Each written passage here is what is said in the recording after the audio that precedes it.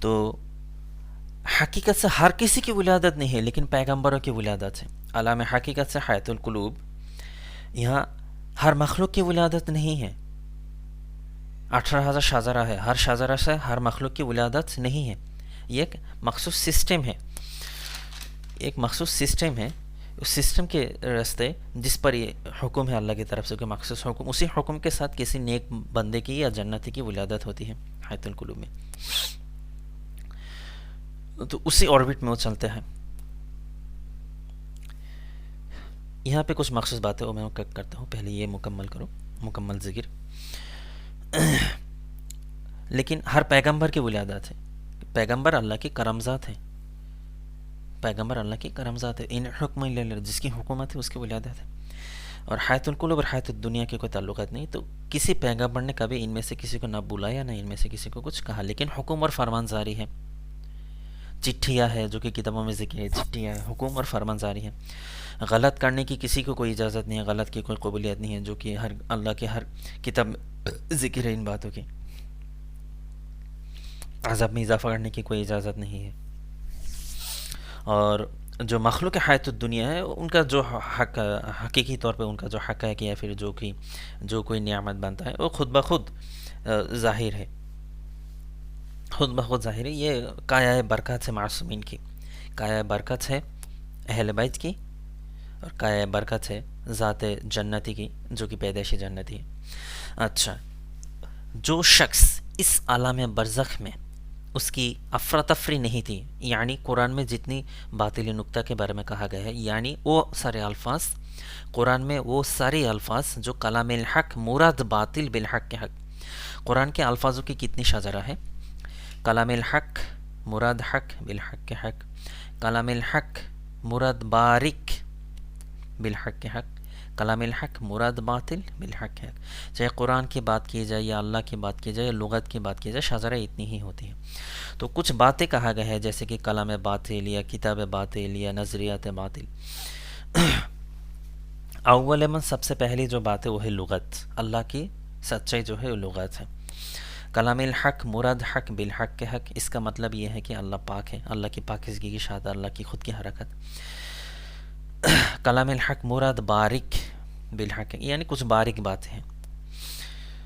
ایک ہے کلام الحق مراد باطل بالحق کے حق. مراد باطل الفاظ کلام الحق ہے لیکن مراد باطل ہے بالحق ہے.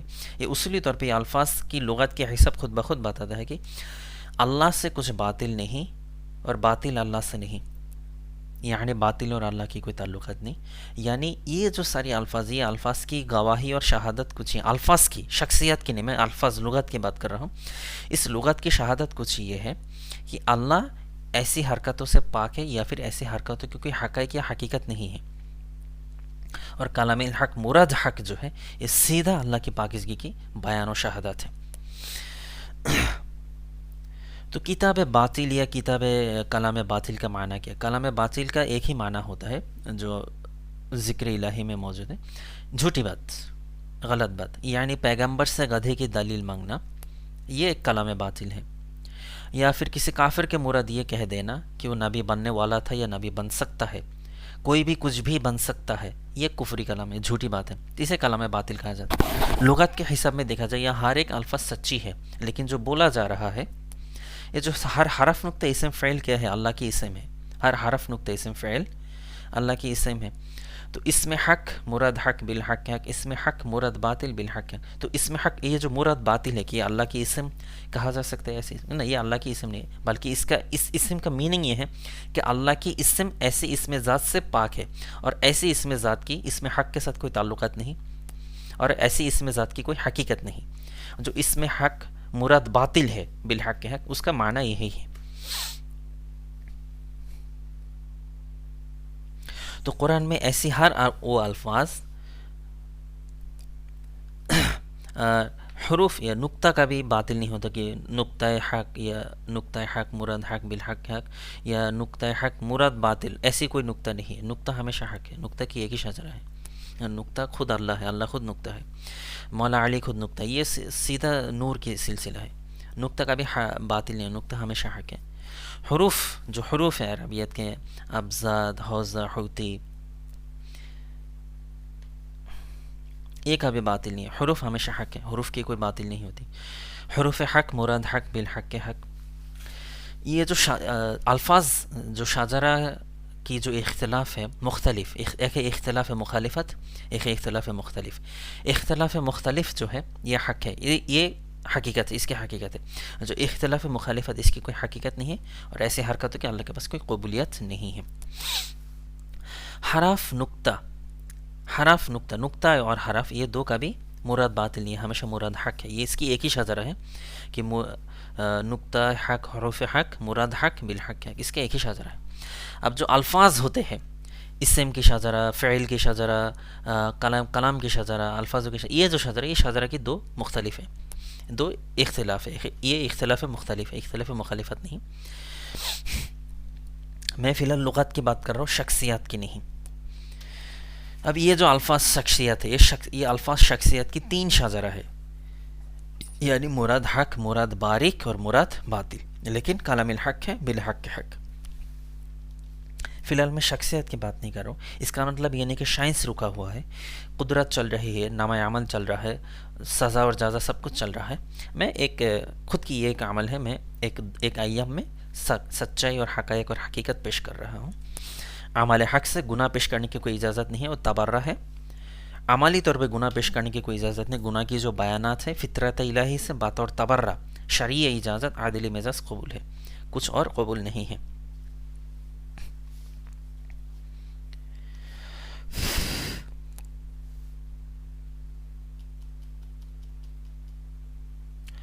اچھا, ہر وہ الفاظ قرآن میں جو کلام الحق مراد باطل بالحق کے حق ہیں, ایسے ہر کلمات کی حرکت یہاں پہ جس نے نہ کی ہو وہ کبھی یہاں پہ نہیں کرے گا, اور جو اس نے وہ ساری حرکات جو اللہ نے منع کی ہو, یعنی کلام الحق مراد باطل بالحق کیا اور ایسی حرکتوں کو تلاش کیا ہو عالم برزخ میں, وہ سیدھا یہاں سے یہاں ہوگا اور یہاں سے حیات الدنیا میں ہوگا. تو اس پر اللہ کی کیا حکم جاری ہوئی ہے, اور جو یہاں سے بات اور حق یہاں پہ پیدا ہوا ہے ان پر کیا حکم جاری ہوا ہے, وہی تصویر میں یہاں پہ بات کروں گا. اور ایک بات اور روشن کروں, اللہ نے کبھی نہیں کہا باطل اللہ سے خلق ہوا ہے. اللہ نے ہمیشہ کہا جو باطل ہے وہ پیدائشی باطل ہے. اور ایک باطل تفسیر کہا جاتا ہے کہ اللہ نے باطل کر دیا, اللہ نے باطل نہیں کر دیا. یہ کلام ایبسولوٹ نہیں, اللہ کے کلام ایبسولوٹ ہے. اللہ کی کلمات, قرآن ایبسولوٹ کلمات ہے, قرآن کوئی سیکنڈری فیکٹ نہیں ہے, قرآن ایبسولوٹ کلمہ. اللہ نے کسی کو باطل نہیں کر دیا. اس تفسیر کی, اس کلام کے اصلی معنی کیا ہے کہ جو کوئی باطل ہے پیدائشی باطل ہے, اللہ خود کی حق پر قائم ہے, یعنی اللہ کبھی حق کبھی باطل ایسا نہیں ہے. اللہ میں کوئی خسارہ نہیں, کوئی رائبہ نہیں, اس پر کوئی کیفیت تری نہیں, اللہ کی کوئی گراف فنکشن نہیں ہوتی. اللہ ایبسولوٹ ہے, ایٹرن ہے, اللہ صبیر ہے. صبیر کا ایک معنی جو ہے سب سے افضل ترین جو معنی ہے ایبسولوٹ. صبیر کہا جائے یا کاظم کہا جائے یا کاظم کہا جائے, اس کا ایک معنی ہے ایبسولوٹ, ہمیشہ فطرت الہی پر قائم. اور اللہ تو ہمیشہ ہی اللہ ہے, کبھی اللہ کبھی کچھ ایسا بالکل نہیں. تو اللہ ہمیشہ ہی سائنس ہے, تو اللہ تو سائنس ہے, کوئی ہے جو سائنس سے بچھڑ کر برباد ہو گیا. یہی معنی ہے اس آیت کی کہ جو کوئی باطل ہے پیدائشی باطل ہے, اللہ نے ہمیشہ سے ہی سائنس رہا ہے, اور کوئی ہے جو اللہ کا نہیں رہا ہے, غیر ہے. ایک ذکر میں کروں گا, وہ ہے کانا من المراد. کانا من کی کتنی تفسیر ہوتی ہے, جب حق کے مراد کہا جائے, جب باریک کے مراد کہا جائے, جب باطل کے مراد کہا جائے. اس کانا منل, کانا منل, ایک کانا منل کی تین تفسیر ہوتی ہے. ایک ہے کلام الحق مراد حق بالحق کے حق, ایک ہے مراد باریک بالحق کے حق, ایک ہے مراد باطل بالحق کے حق. اس صورتحال میں کانا منل کی کتنی تفسیر ہوتی ہے. شیطان کے مراد جو اللہ نے کہا کہ کانا من الکافرین و ابا استکبر و کانا من الکافرین و ان علیک لعنت الی یوم الدین. یہاں کانا من کی اصولی معنی کیا ہے؟ یہاں کانا من فطرت تبرہ میں ظاہر ہے, وہ تفسیر میں بتاؤں گا یہاں پہ. تو ہمیشہ شرعی زبان میں, عدالت کی زبان میں یہ کہا جاتا ہے بعد از خلقت قبل الولادت, جو شخص عالم برزخ میں کچھ غلط کیا ہو خود کے ساتھ بطور نتائج, ہر کرام اور نیت کی ایک نتائج ہے بطور نتائج, اور اس یہاں سے سیدھا یہاں پہ ہوگا, یعنی برزخ تبرہ میں ہوگا, اور وہاں سے اس کی ولادت حیات الدنیا میں ہوگا اور عالم جہنم میں ہوگا وہ. یعنی عذاب میں مبتلا رہے گا. اور اس صورتحال میں اللہ نے مخصوص فرمان کیا جاری کیا ہے کہ کوئی عذاب میں اضافہ نہ کرے, کوئی قبولیت اجازت نہیں ہے. اللہ ایسے کے لیے دوبارہ گھر نہیں تعمیل کرے گا, لیکن وہ ہمیشہ عذاب میں مبتلا رہے گا, اور حرکتاً عذاب میں اضافہ کرنے کی کوئی اجازت نہیں ہے. اللہ ربکم الحق ورب الصراط المستقیم ورب الصراط المستقیم وقل جاء الحق وزهق الباطل ان الباطل كان زهوقا امر بالمعروف ونهی عن المنکر. تو یہ جو اصولی حرکت ظاہر ہوا ہے,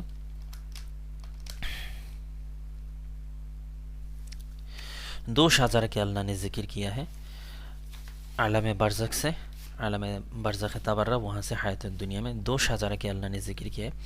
ایک ہے شاجرہ جنت, جنت یعنی مول مخلوق, مول مخلوق, اور شاجرہ انسان. جنت وہ ہر جنت کو, جن کو جنت کہا جاتا ہے, قوم مخلوق جنت کو, جو مول مخلوق ہے. جن جو ہے اوریجن ہے, یہ ایک اوریجن مخلوق ہے. اور شاجرہ انسان جو یہ ہر شاجرہ کے آخر میں پیدا ہوتے ہیں, سب سے آخر میں. اور جنت شروعات آخر بیچ مختلف اس کی جگہ ہے. تو یہ مول مخلوق ہے.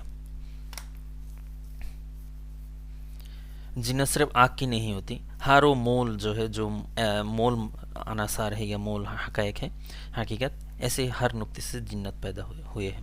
تو جنت ایک مول مخلوق کی شاجرہ ہے, انسان آخری شاجرہ ہے. تو دو شاجرہ کے اللہ نے ذکر کیا ہے, ایک ہے شاجرہ جنت, ایک ہے شاجرہ انسان. یہ دو شاجرہ کی آخری شاجرہ, یہ دو شاجرہ کی آخری شاجرہ, آخری صفحہ, آخری صفحہ, آخری صفحہ کے آخری اور بیٹے, میں نے شاجرہ دو بار لکھ دیا کیا, یہ صفحہ ہوگی.